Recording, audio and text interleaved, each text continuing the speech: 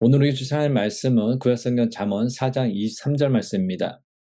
모든 지킬 만한 것 중에 더욱 내 마음을 지키라. 생명의 근원이 이에서 남이니라. 아멘.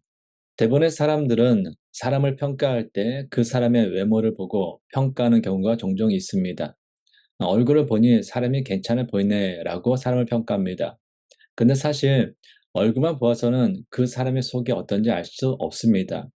또한 그 사람이 가진 재산이나 학벌, 능력을 보고 평가하는 경우도 종종 있습니다. 사업을 잘하는 것을 보니 괜찮은 사람인가 봐. 많이 배웠으니 뭔가 다를 거야 라는 등 이런 식으로 사람을 평가합니다. 그러나 이것도 사람을 바르게 평가할 수 있는 기준이 되지 못합니다. 그렇다면 무엇을 보고 그 사람에 대한 올바른 평가를 할 수 있습니까? 마음입니다. 좋은 사람인지 좋지 않은 사람인지 그 사람의 마음을 보고 알 수 있습니다. 착한 마음을 가지고 있는 사람은 착한 사람이고, 진실한 마음을 가지고 있는 사람은 진실한 사람입니다. 깨끗한 마음을 가지고 있는 사람은 깨끗한 사람입니다. 겸손한 마음을 가지고 있는 사람은 겸손한 사람입니다. 너그러운 마음을 가지고 있는 사람은 너그러운 사람입니다. 그리고 사랑하는 마음을 가지고 있는 사람은 사랑이 많은 사람이라고 할 수 있습니다. 이처럼 그 사람의 마음을 보고 그 사람을 평가할 수 있습니다. 그래서 하나님께서는 사람의 외모가 아니라 사람의 중심, 즉 마음을 보시고 사람을 평가하시는 것입니다. 그래서 믿음이 좋다라는 것은 결국 자신의 마음을 지키는 것을 의미합니다. 그러나 아무리 믿음이 있다라고 해도 자신의 마음을 지키지 않으면 항상 죄의 위험에 노출될 수밖에 없습니다. 심지어 불신앙의 자리에 갈 수도 있습니다. 사람에게 죄가 들어올 때 어디로 들어옵니까? 마음을 통하여 들어옵니다. 반대로 죄에서 벗어날 때도 마음을 통하여 나아갑니다. 믿지 않는 사람에게 믿음이 들어갈 때도 역시 마음을 통하여 들어가고 그리스도에 대한 후에 믿음이 미끄러져 불신앙의 자리에 떨어질 때도 마음으로부터 시작되어 하나님을 버리는 삶으로 나아갑니다. 이것은 마치 배의 방향을 조정하는 키와 같습니다.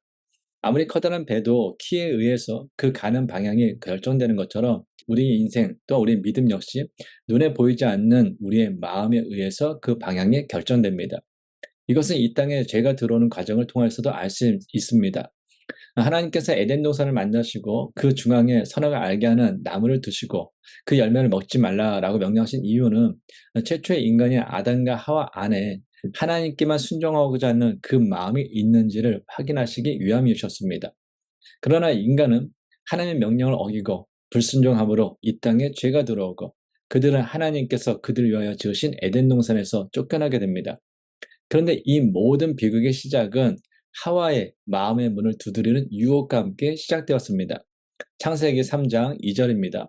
여자가 뱀에게 말하되 동산 나무의 열매를 우리가 먹을 수 있으나.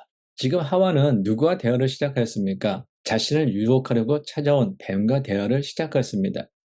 대화를 시작한다라는 것은 상대방에게 내 마음을 연다라는 의미입니다. 근데 성경은 뱀은 하나님께서 지으신 들짐승 중에 가장 간교하다라고 말합니다. 창세기 3장 1절입니다. 그런데 뱀은 여호와 하나님이 지으신 들짐승 중에 가장 간교하니라. 뱀이 여자에게 물어 이르되 하나님이 참으로 너희에게 동산 모든 나무의 열매를 먹지 말라 하시더냐. 가장 간교한 뱀이 찾아와 선악을 알게 하는 나무의 열매를 가리키며 하나님이 정말로 너희에게 동산 모든 나무의 열매를 먹지 말라라고 하셨느냐라고 묻는다면 거기에는 분명히 숨겨진 의도가 있기 때문입니다. 그럼에도 하와는 간교한 뱀의 숨겨진 의도를 전혀 생각하지 않고 뱀에게 마음을 열고 대화하기 시작한 것입니다.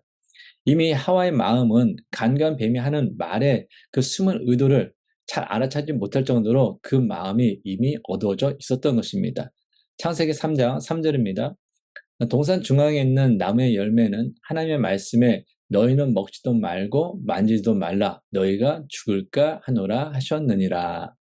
여기서 우리는 하와의 마음이 강교한 뱀이 하는 말의 그 숨은 의도를 알아차리지 못할 정도로 어두워진 이유를 알 수 있습니다. 그것은 이미 하와의 마음에 하나님의 말씀에 대한 불만과 의심이 자리 잡고 있었기 때문입니다. 그래서 하나님이 정말로 너희에게 동산 모든 나무의 열매를 먹지 말라고 하셨느냐라고 묻는 그 뱀에게 동산 중앙에 있는 나무의 열매는 하나님의 말씀에 너희는 먹지도 말고 만지도 말라. 너희가 죽을까 하노라 하셨느니라고 대답한 것입니다. 하나님께서는 선악을 알게 하는 나무의 열매를 만지도 말라라고 말씀하신 적이 없습니다. 그럼에도 하와가 하나님께서 너희는 먹지도 말고 만지지도 말라라고 말씀하셨다라고 대답한 것은 에덴 동산에 있는 나무의 열매는 모두 먹게 하시면서 왜 이것만은 먹지 못하게 하셨느냐라는 불만이 있었기 때문입니다. 또한 하나님께서는 선악을 알게 하는 나무의 열매를 먹으면 반드시 죽으리라고 말씀하셨습니다. 그럼에도 불구하고 하와는 너희가 죽을까 하노라라고 하셨다라고 대답하며 정말로 저 남의 열매를 먹는다고 죽겠어? 라는 하나님의 말씀에 대한 의심과 선악을 알게 하는 남의 열매를 따먹어도 죽지 않을 거야 라는 기대가 이미 그 마음속에 자리 잡고 있었음을 보여주는 것입니다. 그래서 하와는 하나님이 정말로 너희에게 동산 모든 나무의 열매를 먹지 말라고 하셨느냐라는 그 뱀의 질문에 동산 중앙에 있는 나무의 열매는 하나님께서 너희는 먹지도 말고 만지지도 말라 너희가 죽을까 하노라 라고 대답한 것입니다.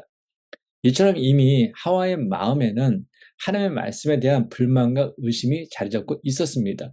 이것을 확인한 뱀은 하와에게 저 열매를 먹어도 너희가 결코 죽지 않을 것이다. 오히려 너희가 그것을 먹는 날에는 너희 눈이 밝아져서 하나님과 같이 선악을 알게 될 것이다 라고 말하며 하나님의 말씀을 어기고 죄를 짓도록 유혹합니다. 그리고 뱀의 말을 들은 하와는 그 마음에 강렬한 유혹을 느끼고 결국에는 하나님의 말씀을 어기고 선악을 알게 하는 나무의 열매를 따먹습니다. 창세기 3장 6절입니다. 여자가 그 나무를 본즉 먹음직도 하고 보암직도 하고 지혜롭게 할 만큼 탐스럽기도 한 나무인지라 여자가 그 열매를 따먹고 자기와 함께 있는 남편에게도 주매 그도 먹은지라. 지금까지 살펴본 것처럼 이 세상에 죄가 들어온 것은 한 사람의 마음이 변화가 가져온 결과입니다. 사단은 이 세상 전체를 유혹하지 않았습니다. 하와 한 사람의 마음을 유혹했습니다. 그리고 한 사람이 그 마음이 변하여 죄의 유혹을 받아들이기로 하자 하나님의 말씀에 불순종하게 되었고 그 불순종을 통하여 죄는 이 세상과 온 인류에 가득하게 되었습니다. 그래서 하나님께서는 솔로몬을 통하여 다음같이 말씀하신 것입니다. 오늘 본문 잠언 4장 23절입니다. 모든 지킬 만한 것 중에 더욱 내 마음을 지키라. 생명의 근원이 이에서 남이니라. 아멘. 우리는 살아가면서 지켜야 할 것이 참으로 많습니다. 가정도 지켜야 하고 부모님, 배우자, 자녀 등 가족도 지켜야 합니다. 건강도 지켜야 하고 물질도 지켜야 합니다. 신념도 지켜야 합니다. 그런데 성경을 통하여 하나님께서는 모든 지킬 만한 것 중에 더욱 내 마음을 지키라고 말씀하셨습니다. 그 이유가 무엇입니까? 마음이 무너지면 결국에는 우리의 모든 것이 무너지기 때문입니다. 아담과 하와는 그 마음을 지키지 못함으로 에덴 동산을 잃어버렸습니다. 그들은 그 마음을 지키지 못함으로 죽을 수밖에 없는 존재가 되었습니다. 그들은 그 마음을 지키지 못함으로 무엇보다도 하나님과 관계가 깨지는 가장 커다란 고통을 경험하였습니다. 그래서 우리는 무엇보다도 우리의 마음을 지켜야 합니다. 어떤 사람은 우리가 예수를 믿음으로 하나님의 자녀로 거듭났다면 우리 안에 성령님께서 항상 계시기 때문에 이미 그리스도인된 우리는 괜찮은 거 아닙니까? 라고 질문할지도 모릅니다. 그러나 사도 바울은 로마서를 통하여서 자기 마음에 대하여 다음같이 고백합니다. 로마서 7장 15절입니다. 내가 행하는 것을 내가 알지 못하노니 곧 내가 원하는 것을 행하지 아니하고 도리어 미워하는 것을 행함이라. 사도 바울은 자신이 지금 무엇인가를 행하고 있는데 무엇을 하고 있는지 왜 그렇게 행하고 있는지 모르겠다라고 고백합니다. 즉 마음으로는 이것을 하고 싶은데 실제로는 저것을 하게 된다라는 것입니다. 로마서 7장 19절입니다. 내가 원하는 바 선은 행하지 아니하고 도리어 원하지 아니하는 바 악을 행하는도다. 이 말씀은 내 안에 두 종류의 내가 있음을 의미합니다. 하나는 마음으로 원하는 나이고 또 하나는 실제 몸으로 행하는 나입니다. 마음으로 원하는 나는 하나님의 말씀을 아는 나를 의미합니다. 그런데 실제로는 하나님의 말씀과 전혀 다르게 행합니다. 지금 사도 바울에게는 하나님의 말씀을 알지만 하나님의 말씀과는 전혀 다르게 행동하며 살아가는 자기 자신의 이중적인 모습에 대한 내면의 고민이 있었습니다. 로마서 7장 21절부터 23절입니다. 그러므로 내가 한 법을 깨달았노니 곧 선을 행하기 원하는 나에게 악이 함께 있는 것이로다. 내 속사람으로는 하나님의 법을 즐거워하되 내 지체 속에서 한 다른 법이 내 마음의 법과 싸워 내 지체 속에 있는 죄의 법으로 나를 사로잡는 것을 보는도다. 드디어 바울은 자신에게 왜 위와 같은 이중적인 모습이 있는지 그 이유를 깨달았습니다. 그것은 자기 안에 죄의 본성, 악이 살아서 역사하기 때문이었습니다. 하나님의 법을 즐거워하는 내가 분명히 내 안에 있는데 내 안에 있는 죄의 본성에게 지는 것입니다.